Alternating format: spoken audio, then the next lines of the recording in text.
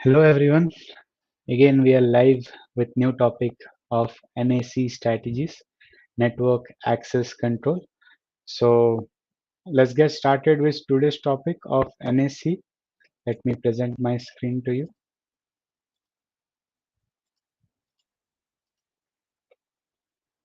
So before implementing NAC, we will try to see what is the NAC and how can we implement the network access control in our Cisco packet tracer in switches or in router. Okay, so as you can see here that NAC is nothing but a framework, a security framework that controls and enforces policies on devices attempting to access the computer network. It helps the organization to monitor as well as to regulate who and what they are trying to connect to the network to enhance the security and maintain the compliances. So one of the main tool of our NAC is our ACL, that is access control list. So you can see we have NAC devices, components of network access control schemes. We have network or access control devices. We have access control software as well as databases through which we will try to implement access, who are allowed to go into our network, who are allowed to use our services and who are not allowed to use our services. So these are the different types of NAC. We have the network access control.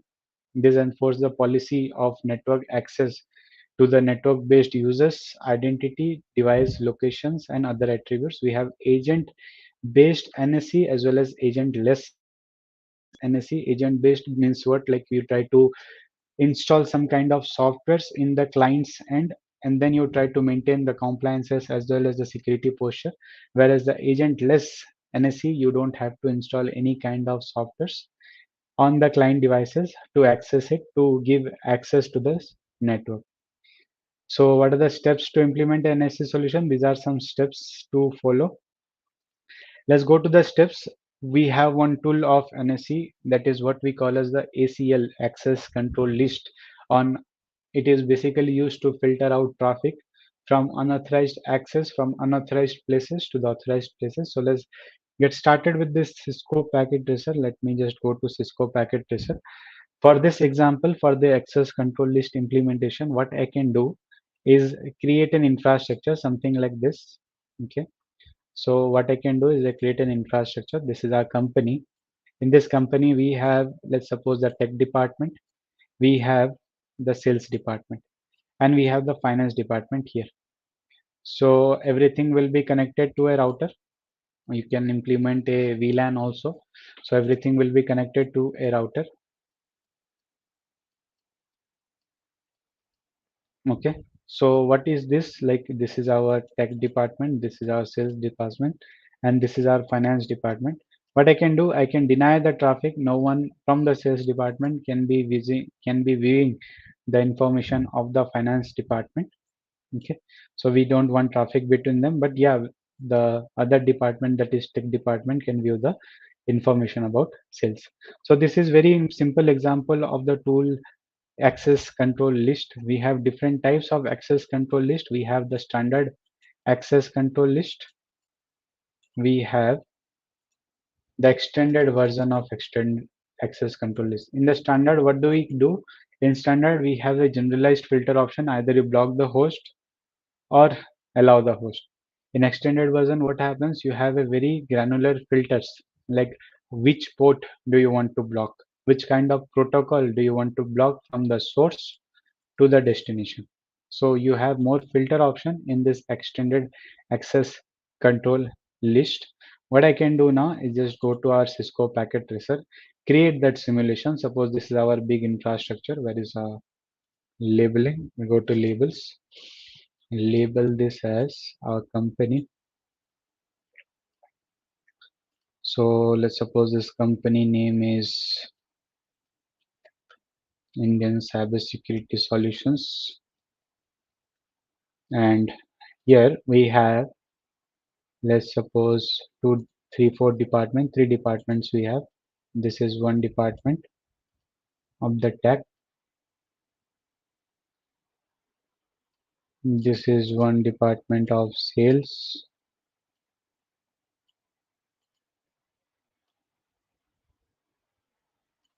and we have the Department of Finance here.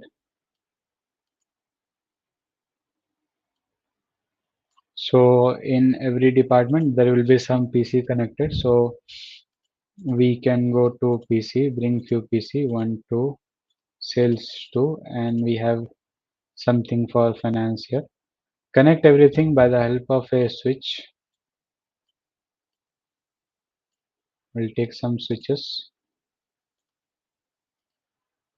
keep it here, keep it here, and here it's not necessary though. Still, we will keep it. If any more finance department team comes, we'll add some PCs there. So we can connect everything. Apart from that, we can take a router that is connected to this department, to this department. Okay. Now just connect everything by the help of automatic. For the faster configuration, we use the automatic wire.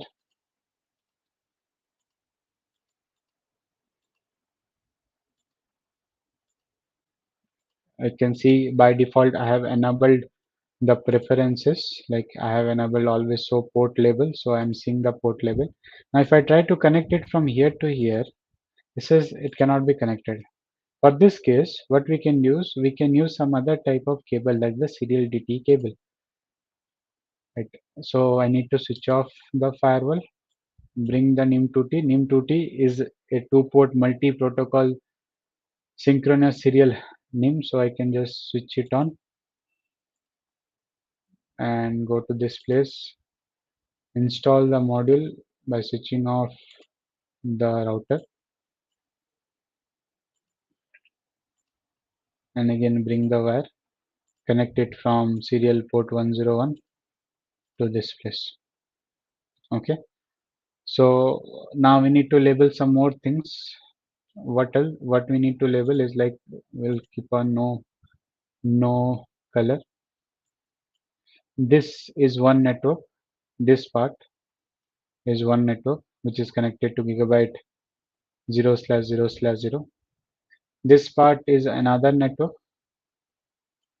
right? This one is no doubt different network. Apart from that, this part that is connected to serial port is also a different network. Okay, so we have how many networks now? We have around 1, 2, 3, 4 networks now. For the 4 networks, we need to give IP addresses to it. So let me give the IP address to this place, to the tech department, tech, and give the IP address as 192.168.0. Let's give 10.0/24. This is sales, and their IP address range from 192.168.20.0/24. What about this one? It is 192.168.30.0/24. And the last part, let's suppose it is 40.0.192.168.40.0/24. As we all know that we need to give IP addresses to the interface of the router. By default, the unheard rule of our Cisco for networking is give 192.168.10.1 to gigabyte Ethernet 000. Here we'll give what? 192.168.20.1 this gigabyte 001. Serial port 000 will give this the range 30.1 this side, 192.168.30.1. This will be 192.168.30.2.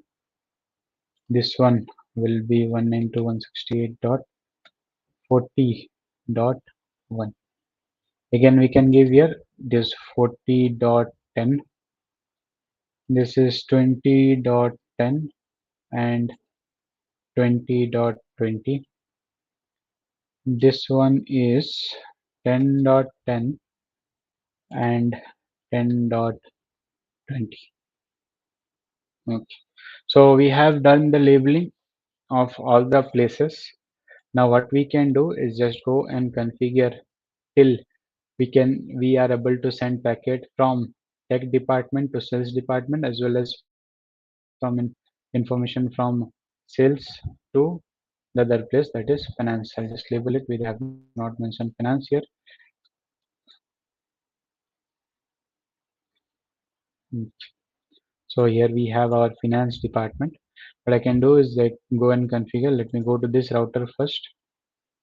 I'll try to do the configuration by just going to the graphical user interface. That is the good thing about our Cisco packet tracer.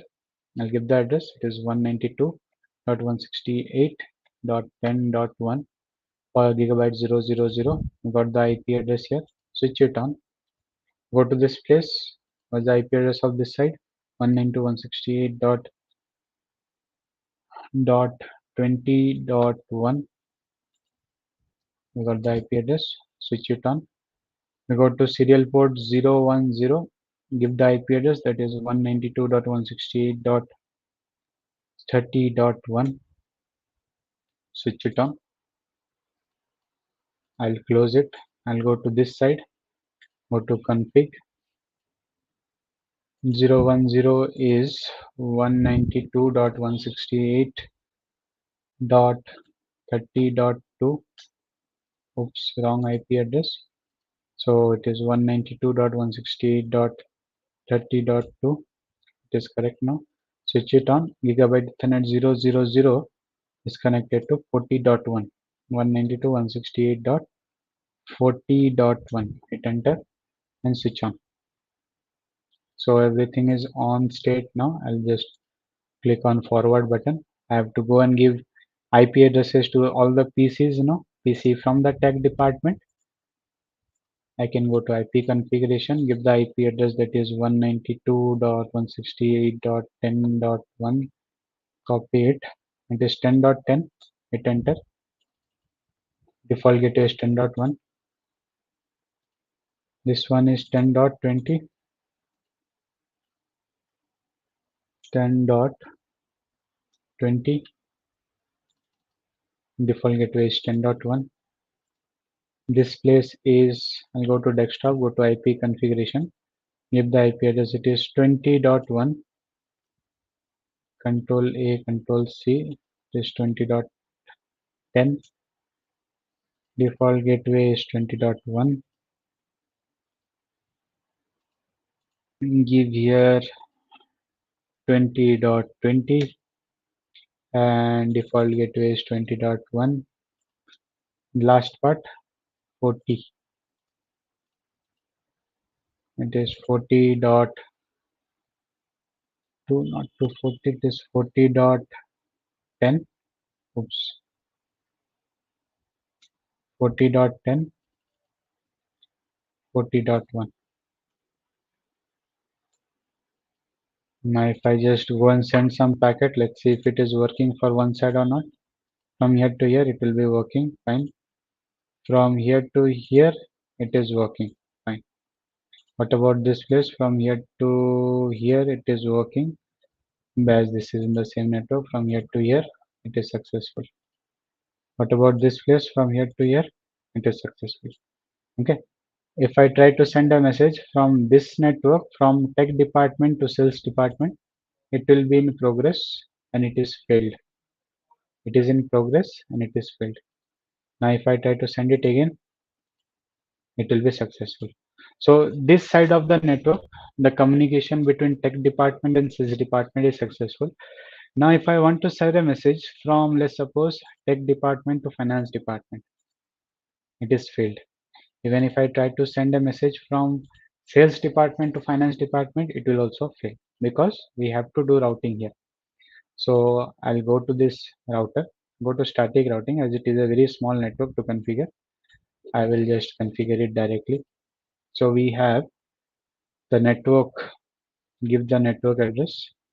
When the message comes to this place, it can go to this network, that is 40.0 network. It is 192.168.40.0 network. Subnet marks is what? It is 255.255.255.0. What is your next hop? Next hop will be this point IP address, that is 192.168.30.2.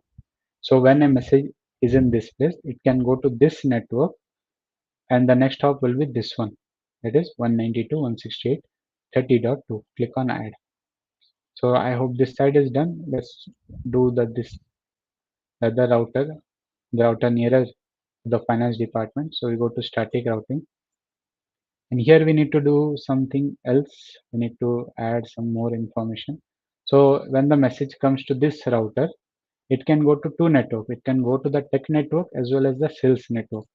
So I'll give the tech network ID first, 192.168.10.0 network. Subnet marks is 255.255.255.0. And what is our next hop? Next hop will be 192. Yeah, the next hop will be this one. That is 192.168.30.1.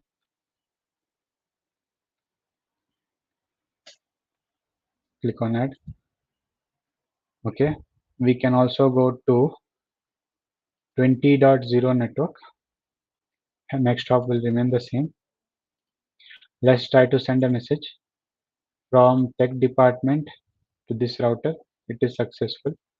From tech department to this finance department PC, it is successful. What if I try to send a message from sales department to this router? It is successful.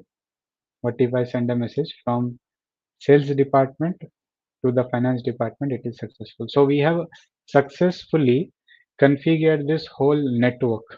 Okay, but our motive as a network, like as a network access control, has not been finished yet. We need to do that one. So what was our motive? We don't want any traffic coming from sales department. We want to remove the access of sales department to this finance department. How can we do it? We can configure the router of this finance department. Go to the router, we go to CLI. Okay. After going to CLI, just click on exit. Click on exit. I'll do it from the first. So we are inside the router. We are inside the router now. What can we do right now? Like we can go to enable. We go to enable. We go to config T. Okay. After going to configure terminal, we can create an access list. Okay. So we can type the command access list question mark. We have two range of access lists, as I told you in the starting of the live session. Standard access list is there, extended access list is there. Standard is used where when you want to block or allow a particular host only. Whereas extended access control list, what does it do? It will have more granular filters. So for this case, for a simple example, I will take a standard access list question mark. What do you want to now incomplete? Sorry.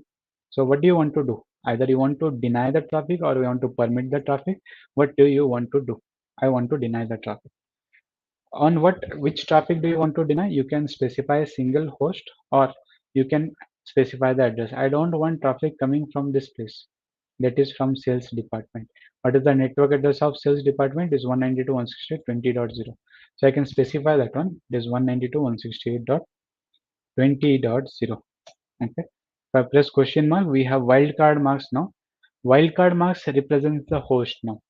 In this particular network 192.168.20.0, which all host do you want to block? For that we can use wildcard marks 255. Hit enter.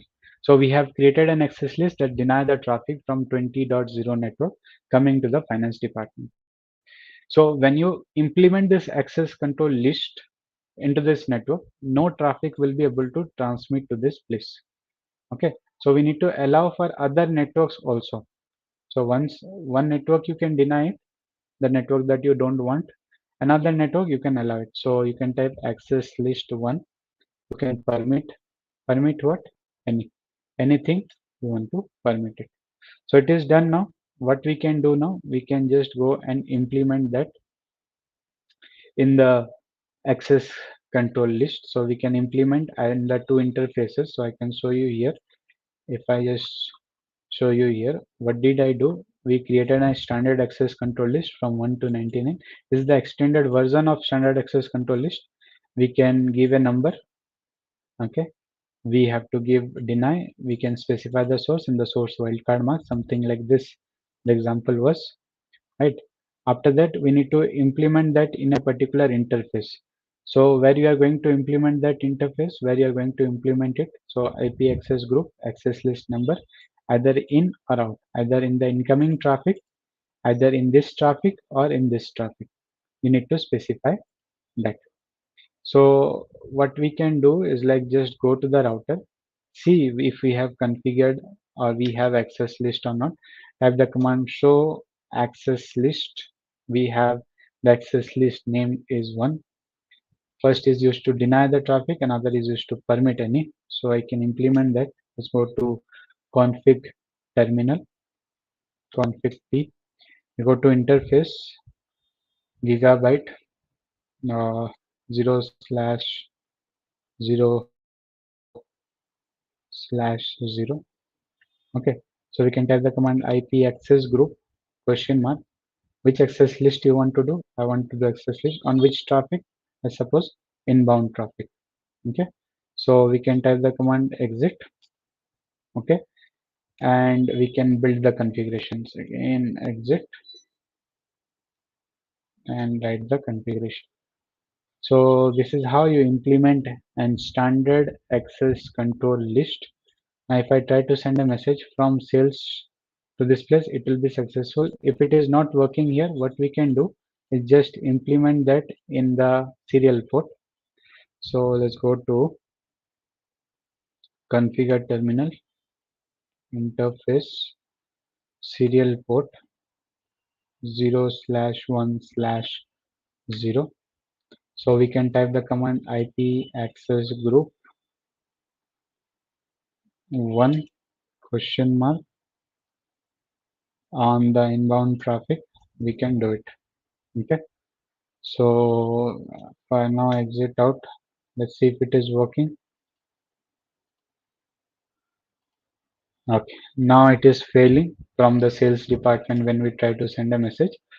It is not allowing the access. You can observe here also. Let's go and ping it. Ping 192.168.40.1. Not 40, it is 40.10. So if I hit enter, says destination host is not reachable. We are sending 4 packet, we have received 0, and we have lost the complete packet.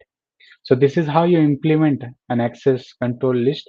That is a tool of the NAC, that is network access control. Let's see if it is working or not. Yeah. So you can observe that the message coming from tech department is allowed to the finance department. That was our ultimate goal, right? We don't want any traffic coming from the finance department. We don't want any traffic coming from the sales department to the finance department. But yes, we want traffic from tech department to the finance department. Okay. So this was one of the tool that we use for our NAC, network access control. So these are the responsibility. What are the responsibility of the network administrators? They are responsible for implementing and maintaining the NAC solution. What is the implementation of? What is the responsibility of the security teams? They used to define the access control policies. End users responsible to comply with the organization NSC policy, and IT support will help assist the end user to troubleshoot their issue. So it is used mostly in enterprises. It is used in educational institutions as well as healthcare institutions. These are the benefits of it for network security, for cost cutting, cost saving, and regulatory compliances. There are some limitations of it, and this is all about this today's live session on NAC, NAC, and we'll see you again with new more topic on security, on networking, particularly network security and web application security. Till then, stay secure, stay safe. We'll see you.